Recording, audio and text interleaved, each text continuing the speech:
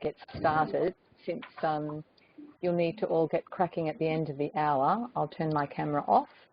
And in front of you, Nina, just before I begin, what's the convention? There's a PDF that's distributed after of the PowerPoints, or how can we encourage everyone to just sit back and have a good think as the presentation proceeds rather than worrying about writing things down? Yep, so you can send the presentation over to me after. Yep. We'll send the file to PDF and we'll upload it along with the video. Great, fantastic. Okay. Well, look, hello everyone. I must say that this is fantastic to see that what the college and the faculty have combined to do is to ensure that registrars or trainees, I always forget whether to call you registrars or trainees, can come together and have their training opportunities online. I think it's just fantastic. So a big warm hello to everybody. I'll just begin by letting you know that where I'm sitting and where I think some of our other trainees are also sitting is on Yawuru land. We have an extraordinary history pre-European settlement in Australia of Aboriginal, Indigenous and Torres Strait Islander civilisations and countries and nation states, and it's a glory to behold. And so I take this opportunity to acknowledge Yawuru land, where I work and where I'm presenting from today. Where you all are will have a similar rich history, and to know that being in public health means that that reconciliation and genuine upliftment of Indigenous peoples is really part of our core business. So today I've taken a pretty liberal view about what we might talk about and cover today. But please, please, please, your supervisors and your mentors will all be expecting you to go to Domain 4 and be able to demonstrate that your training in policy development is methodical, that you're able to follow a framework. We'll talk a little bit about that in the next couple of slides, but you're able to demonstrate a very methodical, conventional approach to policy.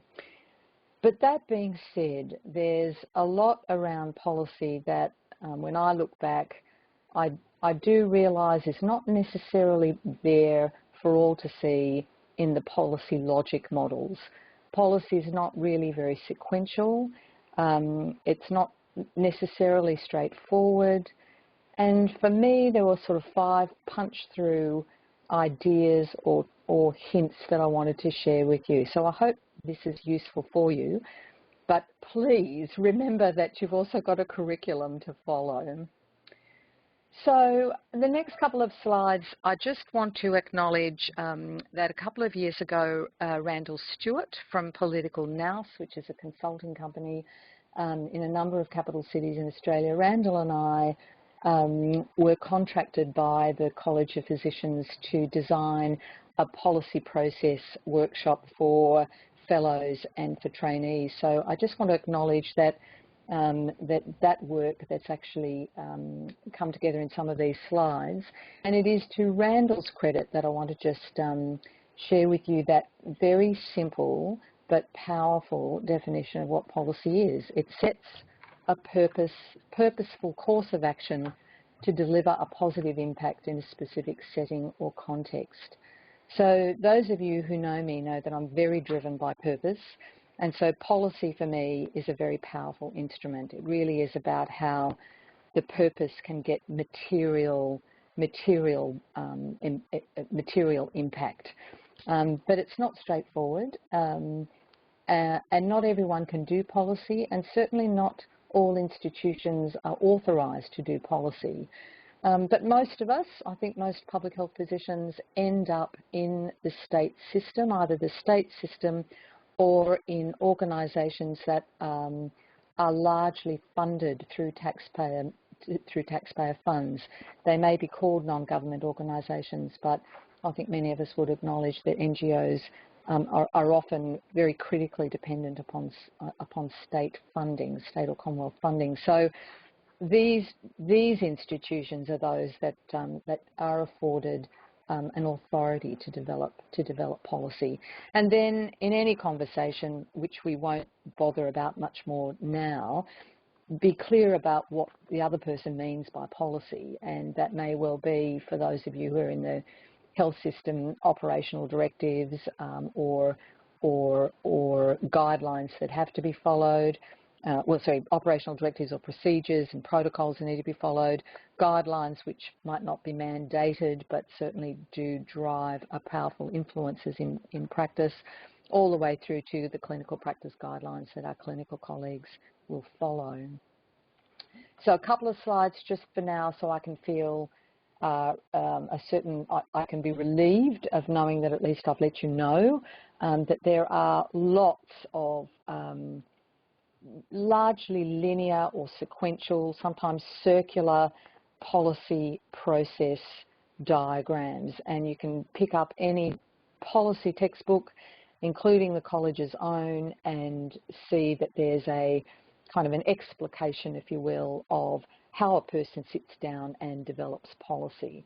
So here's a classic one, which is around, you know, what have we got on the table and what's our issue.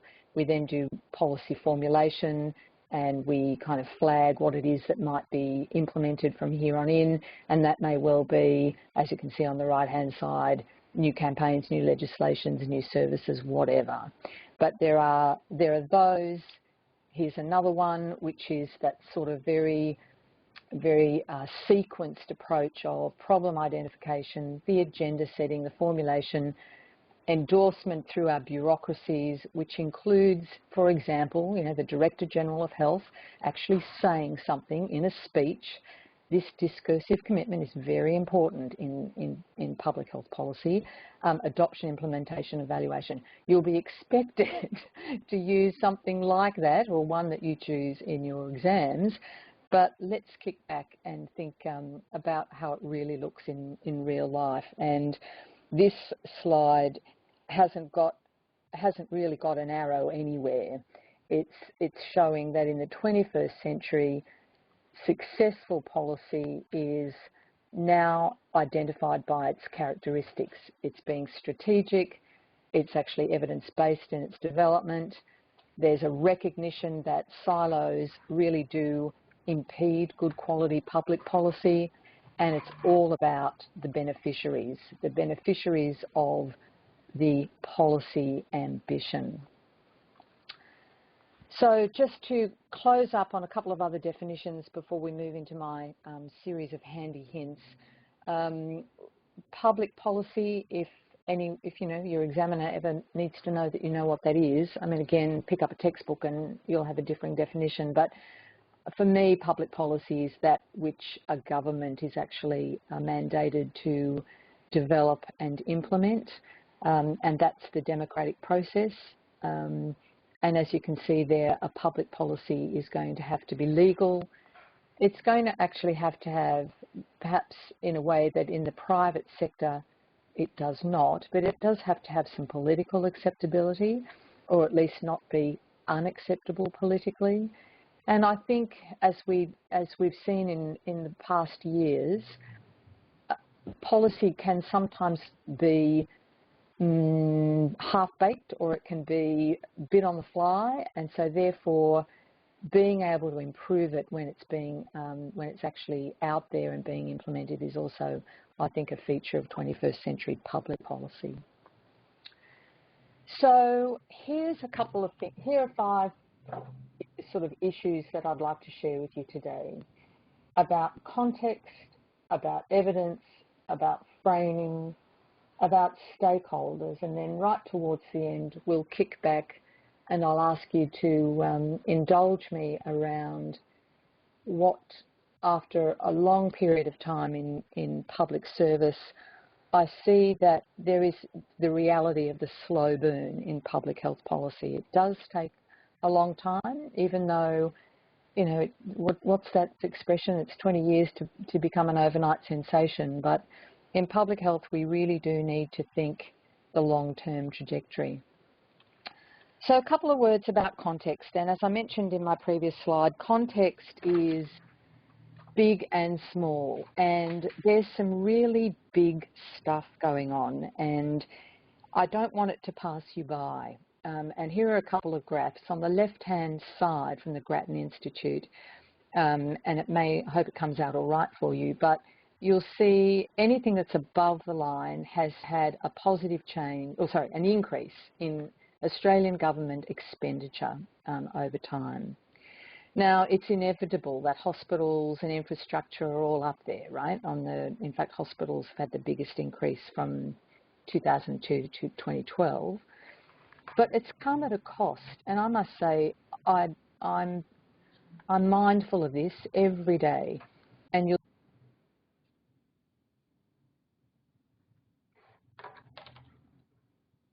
it's a closed system now, and I think those of us that are in WA know how fickle the state budget can be on the basis of the price of something that's dug up out of the ground.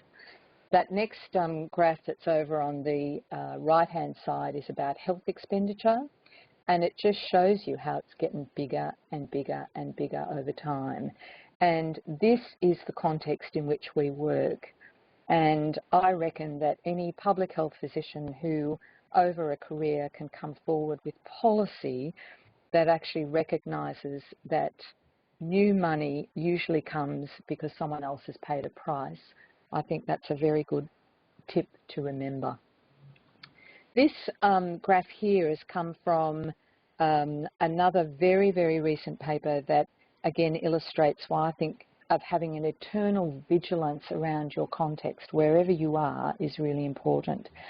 So just a short while ago, the Federation white paper was released, and this is going to exercise every single health bureaucrat in the Commonwealth and in the state that we know, because you can see that the states rely on the Commonwealth for a huge chunk of what they're spending on health. So if we're in state governments, this is the kind of thing that people will be worrying about. But also, please acquire a real inquisitiveness as well as a very hyper-vigilant surveillance of your context. What's going on? What's happening in the think tanks? What's happening in other parts of a bureaucracy? What's happening in NACCHO?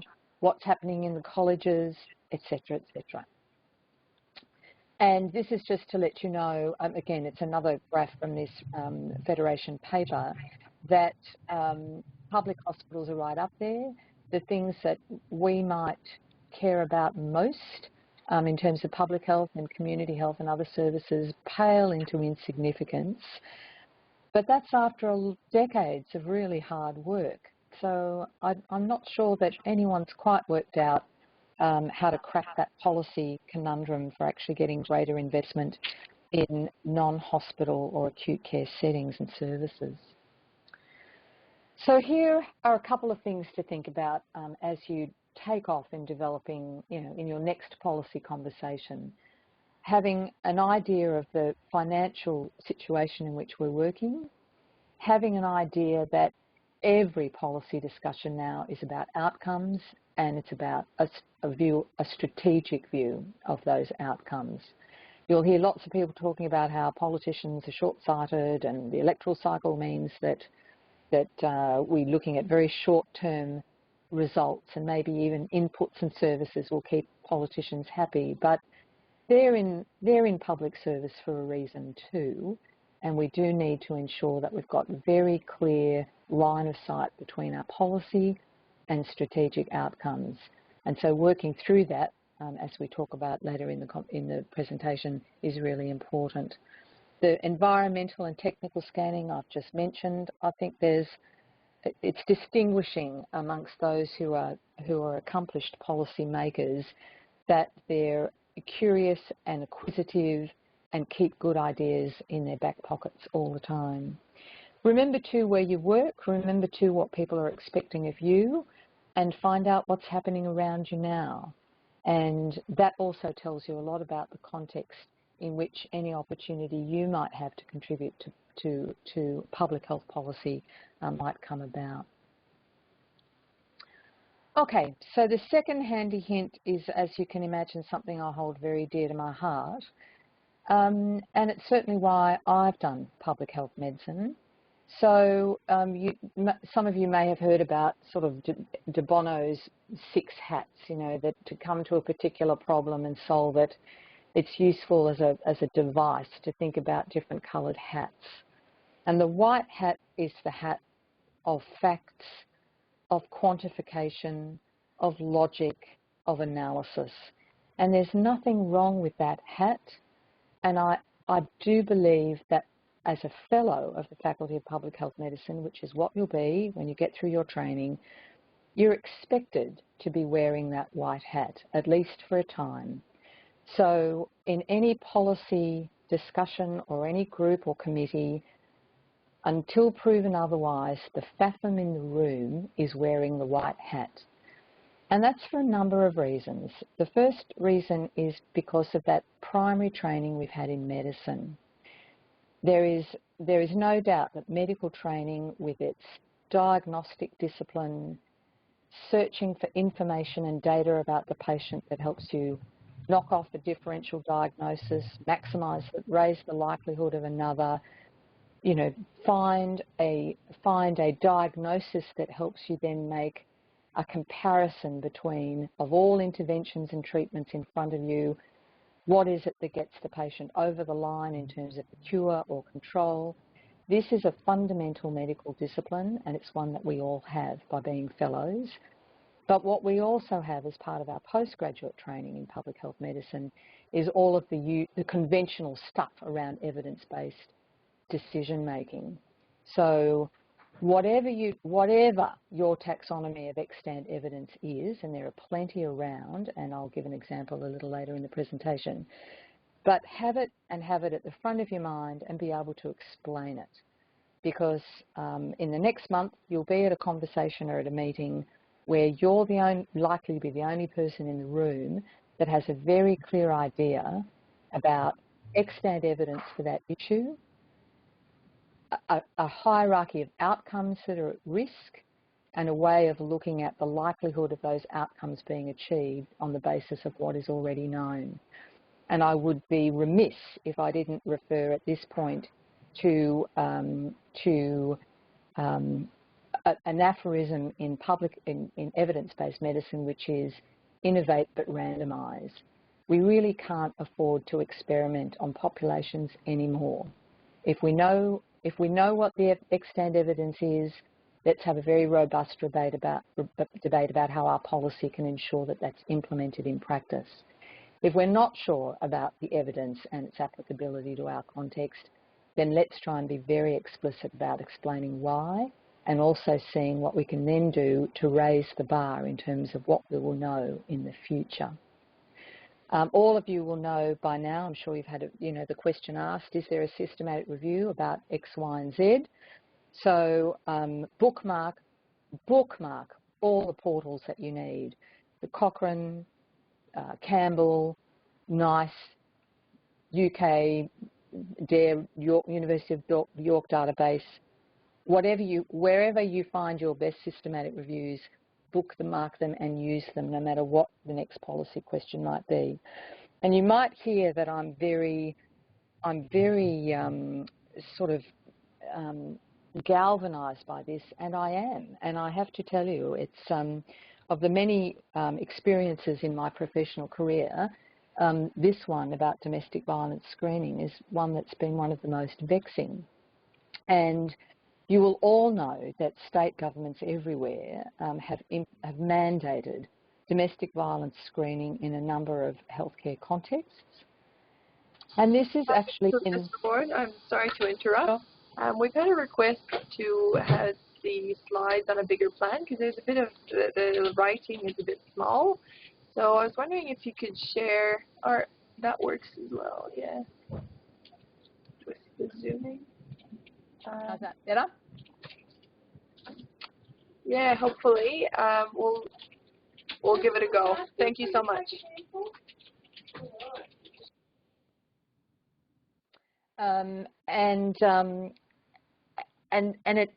again, remember back to even your undergrad or your medical studies, but certainly as a trainee, screening has a very special set of circumstances in which it makes a difference. Because it's harmful. To screen healthy or innocent populations is harmful unless we have good evidence that it's beneficial. And this is one of a series of many systematic reviews which shows how flimsy the evidence for mandatory screening for domestic violence actually is, both on the basis of the detection of women who are victims of domestic violence never exceeds the prevalence in the population, so it's actually not, it's in fact an undercount most of the time. It might increase the referral of women with domestic violence, but to what? And whether these services actually improve an outcome is actually not yet shown, and there is real capacity for harm in screening women for domestic violence. But such as that as it is, we can't let that genie, put that genie back in the bottle. But this notion here of being the white hat in the room means that in the opportunity of policy development and policy formulation, being very sure about our evidentiary footing, I think, is really critical in your role. Now, I just wanted to also let you know that a very good portal of evidence is one that I've only just recently discovered, and it's John Lavis's group over at McMaster. And what makes it very special is that John's put in a lot of work talking with policymakers and people actually planning and putting together briefing notes and policy propositions, with needing to have a really clear, or having a very easy way of finding original evidence, primary sources, as well as outcomes that count for the particular policy context. And this, as you can see, well, you can't see it very well, so my apologies, but the website itself actually allows original, quick, hot link clicking to original studies that have also been summarised in terms of their evidence and their outcomes. It's really a beautiful site, so please go and have a play on that one. And I think this discussion around use of evidence also reminds me to mention that there are a lot of people now expecting us as fellows of public health medicine to be in top form in terms of making public health decisions based on evidence. There's quite a bit of research around now, both in train and recently published, in which our minds have been examined and our needs have been assessed. And so I think there's actually room for a lot of optimism that an evidence-based approach to public health policy will be possible as never before. And we are required to do this. And for those of you that aren't in WA, I'll just explain that a very large review has just been done of all Aboriginal programs by one of Australia's top-notch public health leaders, Professor Darcy Holman, who's now retired from the University of WA. But there, and it is available on the website, on the WA Health website, is exactly the kind of reference to evidence, both reference and reverence for evidence that that I'd be hoping you'll be committed to once, as part of your training. So Darcy's looked at NH and MRC taxonomies. He's calculated potential years of life lost in terms of contributing to the gap between Indigenous and non-Indigenous outcomes, and he's done it for the full plethora of programs that were funded. So it's just really terrific work, and I think it will stand the test of time. And this is just to let you know that if we had time, although we don't, that there is a real cultural context around evidence as well.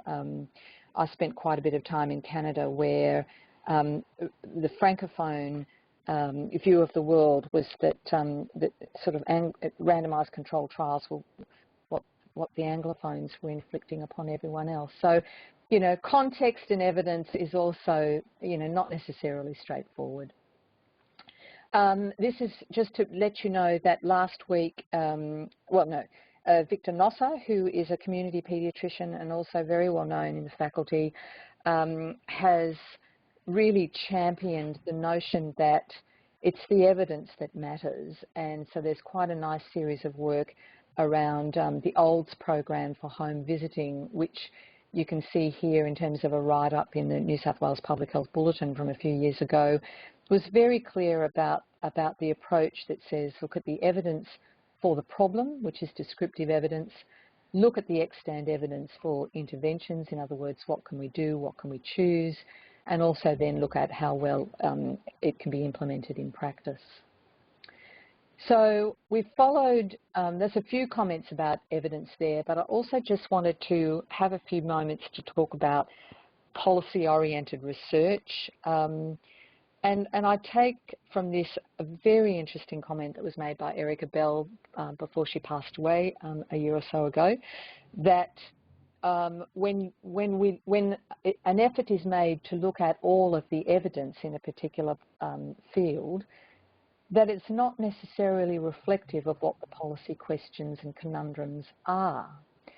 It's a very good paper. It's well worth reading. It's around oral health research and oral health policy. But to then think about the long game, as I mentioned before, and so each of you will inherit a policy file from someone, somewhere. So imagine how useful it will be when the person who inherits yours also gets a list of what are the unanswered questions, what are the conundrums, what is it that could actually be researched, that could be commissioned or contracted or acclaimed as being useful for policy. Because we do need to make evidence-based policy a much more viable option in Australia, I believe. Okay, so my third handy hint is based on a lot of work that's been done by an academic in Canberra by the name of Carol Bacci. And it's to remind you or to make you curious about how we frame a policy question is actually really quite crucial.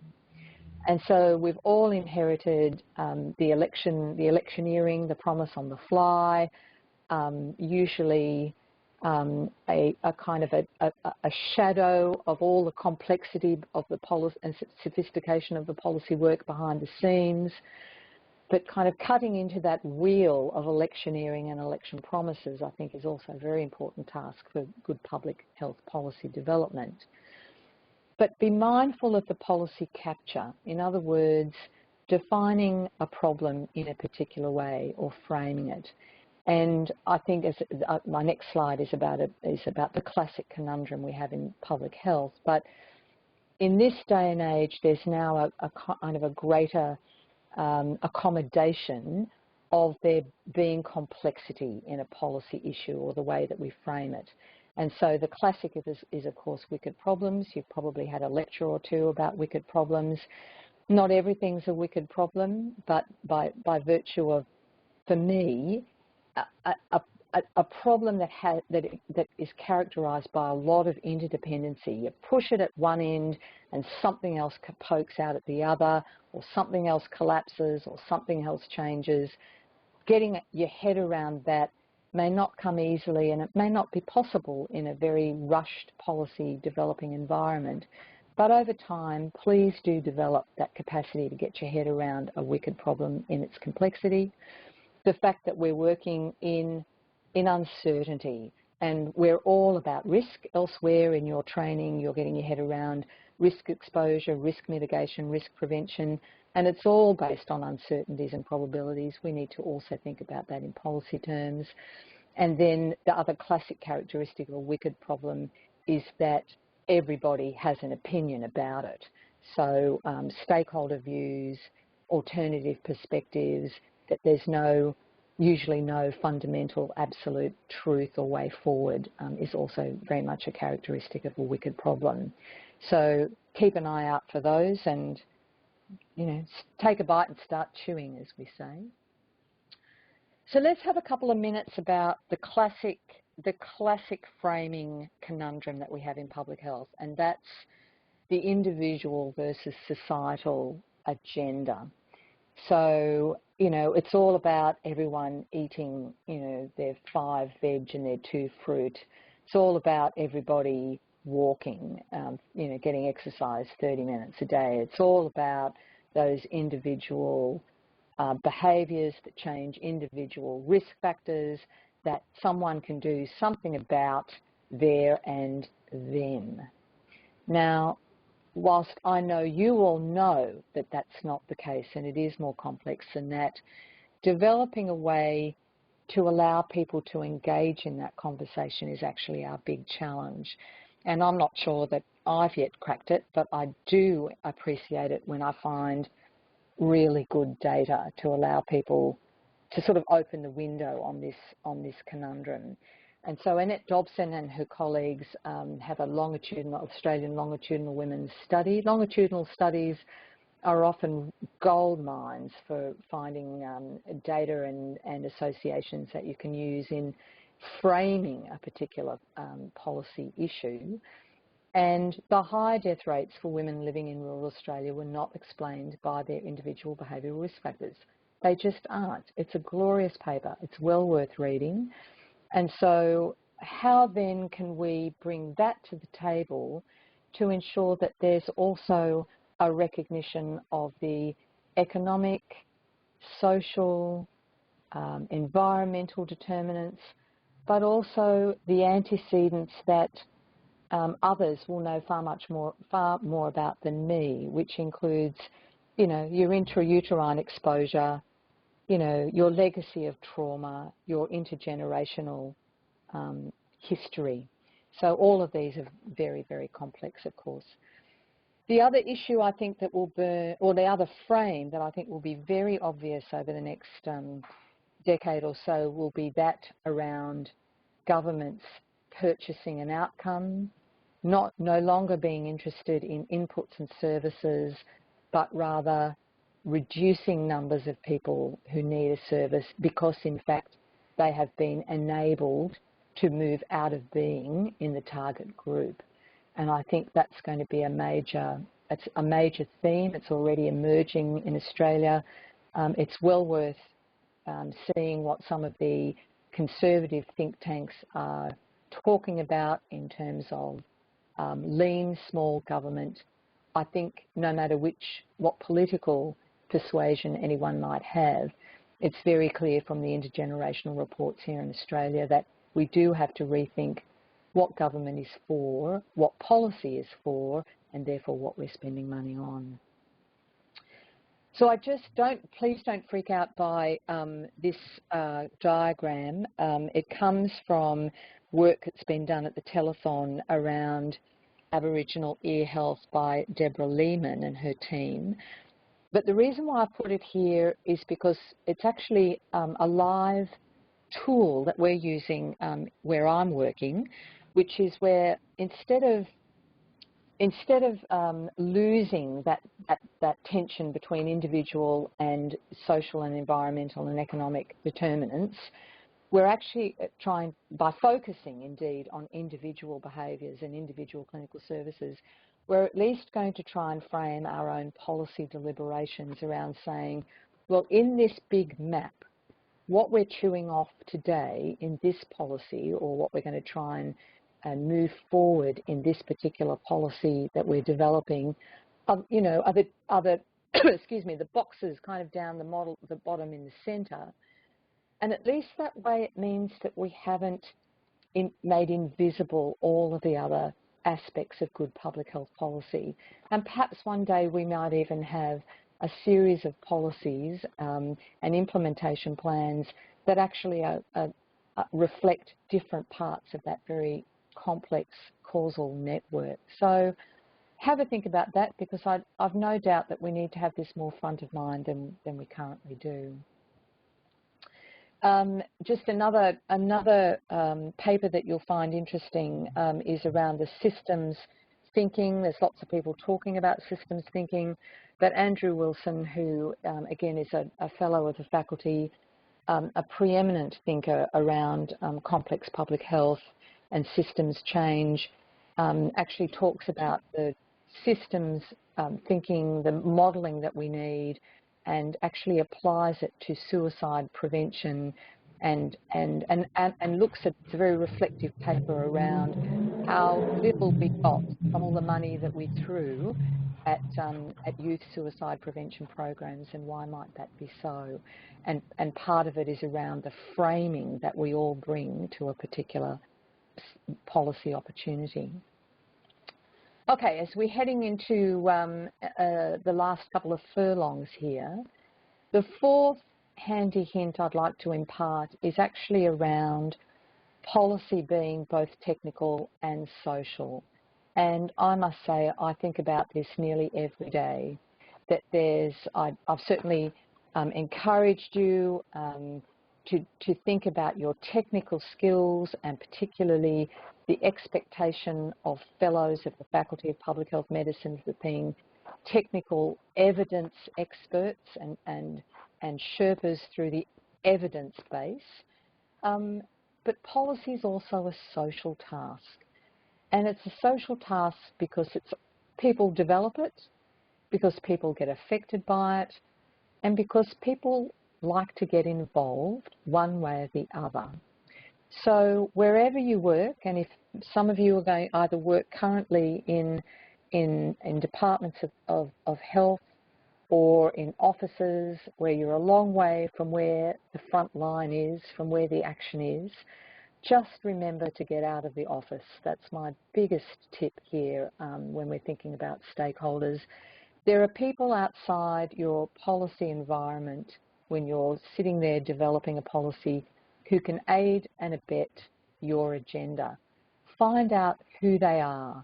Find out who are the people who want your policy to work, but also go and find out the people who do not share your policy agenda.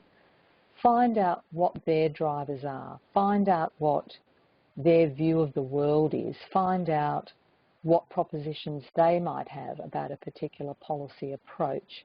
There is never any harm in going out and listening to people who are a stakeholder in the policy that you're developing.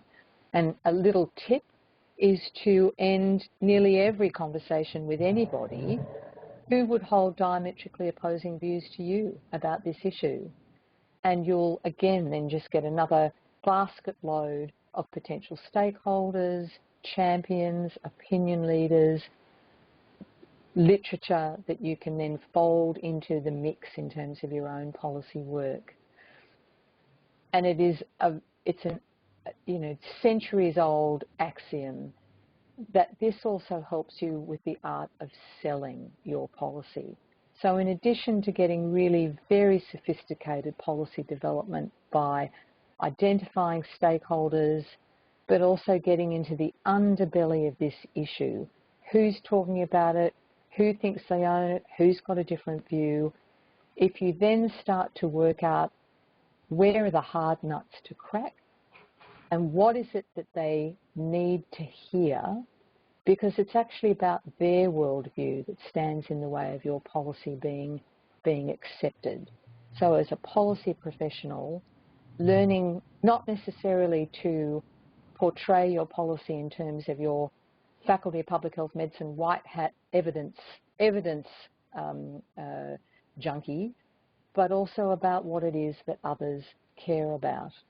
And I was reminded of this in the context of domestic violence screening, because a lot of the drivers, as I came to understand them, was that people in other parts of the Department of Health who continue to work to this day with not their white hat but a different hat on, see that domestic violence screening is such a good way for the health system to show that it cares about women.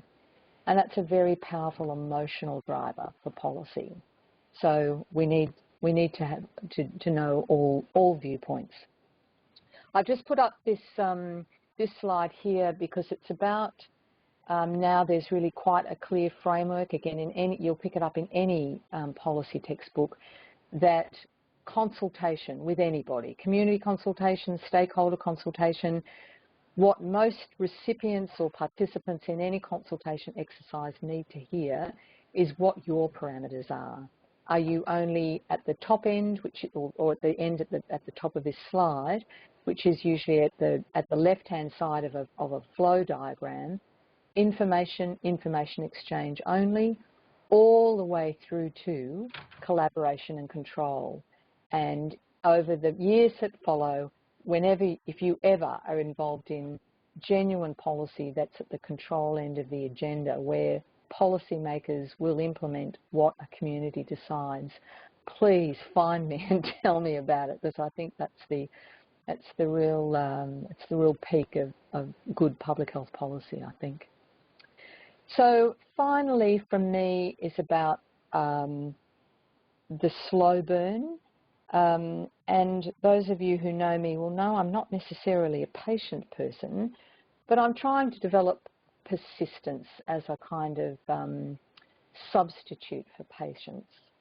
Persistence is really key in public health policy, and I really encourage you from time to time, especially if you can't find anybody who quite shares your commitment to evidence-based public health policy formulation, who doesn't quite get your rationality and your analytic skills and your confusion about there being absolutely no confidence interval around this intervention that suggests it will be of public benefit. Remember, though, that you went into this profession for a reason. Why did you train as a public health physician, and what is it that drives you? Because those are the things that will get you through the hard times. I think as a professional group, we have certain values and principles and a need for a certain conscientiousness, both in terms of social impacts, in terms of the public good, in terms of who wins, who loses. So over time, I encourage you to really get your own expressions for that and your own choice of words as to what it is that you're in public health medicine for.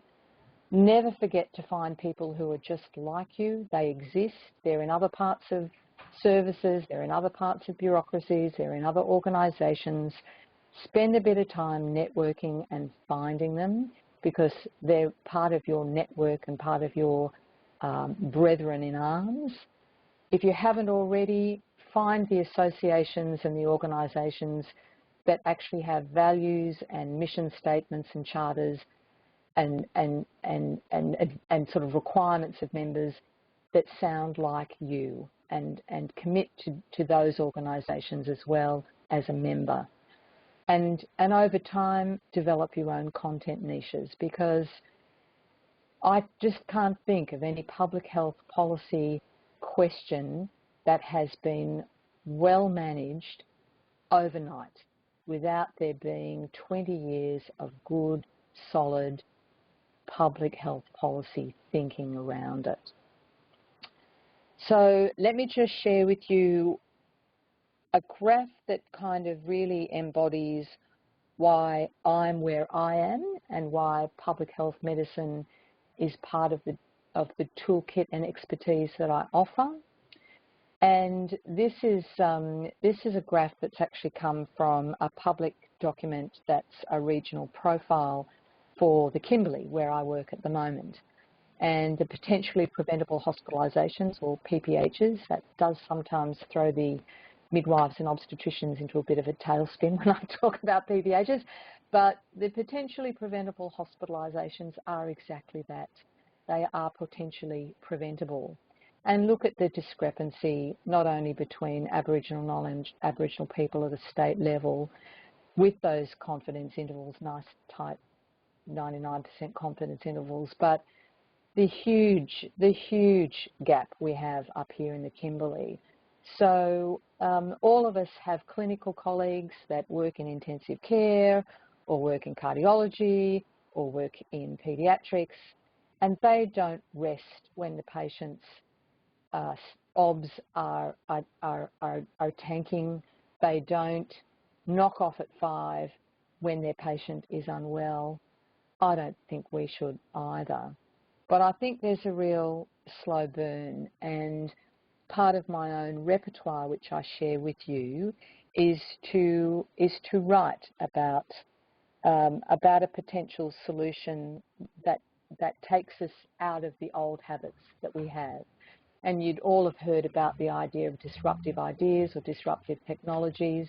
I think in public health policy, these are usually slow burn ideas. This is not, whilst this was a paper that appeared in 2012 in the MJA, the idea of purchasing social impact is one that is now being deliberated very actively here in the Kimberley. Going back to that Federation white paper that I talked about that just came out recently, is the idea of a regional health purchasing authority. If these kinds of ideas can be locked into purchasing a meaningful population-based outcome, for example, a rate of potentially preventable hospitalisations or a particular prevalence rate, that'd be a hard one, but that would be fantastically exciting. So some of these ideas start off as very small acorns and then take a very long time to grow into that oak tree. I want to then finish with another doyen of our profession, Professor Stephen Leder, who many of you know and many of you may have certainly seen at conferences. So Stephen just recently wrote something really very important, which is that policy is hard work. Blowing a thought bubble or two is easy. So if what I've shared with you today feels somewhat heavy, it is because good policy that actually sets a course of action to make a positive impact in a specified community, it isn't easy. It's actually hard work. But of all of the groups of people able to contribute to development of sound public health policy, I think you are it, by virtue of your training, by virtue of how you're being encouraged to think through a policy as part of your curriculum, through any workplace reports you do, through meeting and making the kind of networks that you do. So I'm happy to take any questions. I just want to say thank you at this point. Thank you, Professor Ward. So everyone, you have the control of your cameras and microphones if you want to ask any questions. If you don't have a microphone, please feel free to use the chat function at the bottom. So if you hover your mouse over your screen, you should have two little bubbles, or even that show participants one. You can choose to send a message to group chat or to someone in particular. Hi, Prof. Ward. I have a question. What is your opinion on the levels of evidence? Do you think we should still stick with meta-analysis and high-level guidelines, or do you think we should broaden our view of evidence? Hi, and thanks for your question. Look, I think the breakthrough concept in evidence-based policy is recognising that there's always extant evidence. So in other words, there's always something there. I've never been as,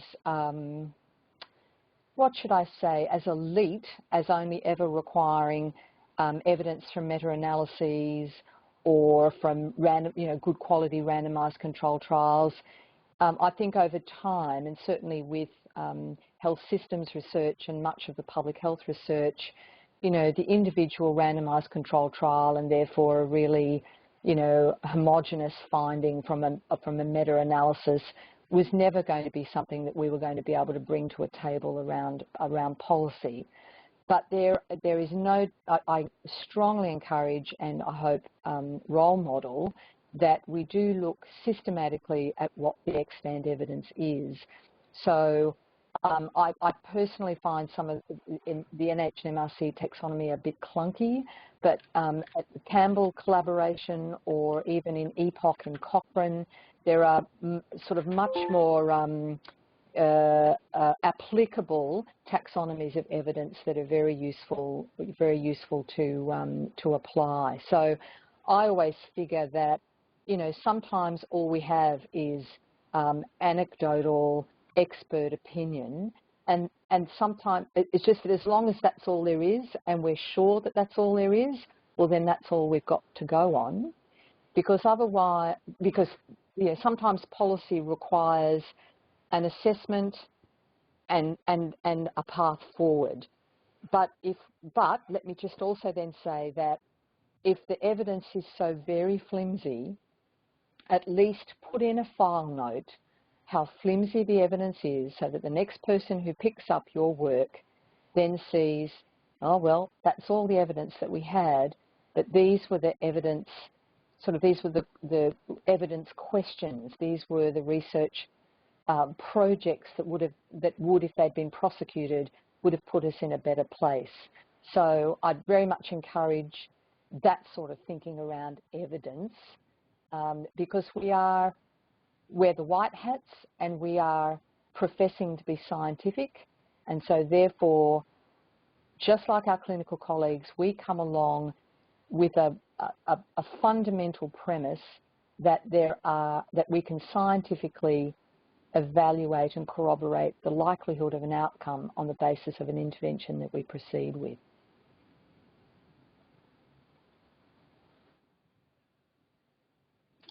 Thank you, Professor Ward. We've got a question from Bhakti. They say, how does advocacy link in with policy development? That's a good question. So I've deliberately veered away from advocacy per se here. Advocacy is a different set of skills. And advocacy, I think for me also, is a little distant from being responsible from policy per se. Most of us being in public health medicine, being in the public sector, will actually be just as responsible for policy implementation as policy development. So I find it helpful to think through the accountability of policy development in implementation, which isn't necessarily the same link in advocacy. In advocacy, some skills you need to know that you're advocating, and you're framing. All good advocates will frame an issue in exactly the way they want it. They'll certainly do stakeholder mapping, and they will take a really long view around relationships with people in organisations that can aid and abet. So any good advocate will have worked out who in a Department of Health is working on finance, who's working on health protection policy, who's working on clinical practice guidelines for stroke care in a hospital. Like whatever an advocate really has to learn much more about who's who in the zoo, because that's partly the only repertoire they have. Framing and stakeholders, and then of course coming forward with policy options. So they're related, but I think the really heavy work is being responsible for public policy development. Thank you very much for that. We've got another question from Madhu. He says, thank you very much, Professor Ward, for the excellent eye-opener. One aspect that does not come through in the 5 points is the political will or importance of public policy. One stark example is launching the bowel cancer screening program in Australia while evidence was still out there. Yes, gosh, and to that, I'm old enough to remember, quite possibly is not for quoting, but I'm old enough to remember when the discussions in the 80s were about the age for mammographic screening for women, and that age was politically tampered with for entirely political purposes. So believe me, I know. Look, this is the imperfection of the world, and all we can say is that we need to know the confidence intervals around an outcome that matters, from the extant evidence. And I think screening programs are the classics for enthusiasm to trump evidence. But I can tell you it'll be more likely to happen if the fellow of public health medicine doesn't wear their white hat to the policy discussion. So, you know, I think political palatability of a particular policy direction, they are usually not completely random. You can usually see them a long time in advance. So if you're serious about grappling with the political dimensions of policy, then, you know, start looking at statements from political parties, start looking at what who are the rising stars in government and in opposition. Like you then have to commit to understanding the political beast as well as the policy beast. But I must say I'm comfortable that the political dimension of policy is only a part of it. We really want policy professionals who can get a sound policy proposal into government endorsement.